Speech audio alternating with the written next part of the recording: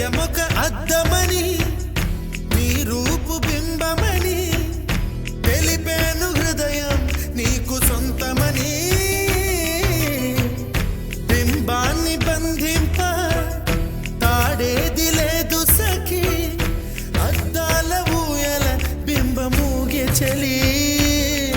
నువ్వు తేల్చి చెప్పవే పిల్ల లేక కాల్చి చంపవే లైలా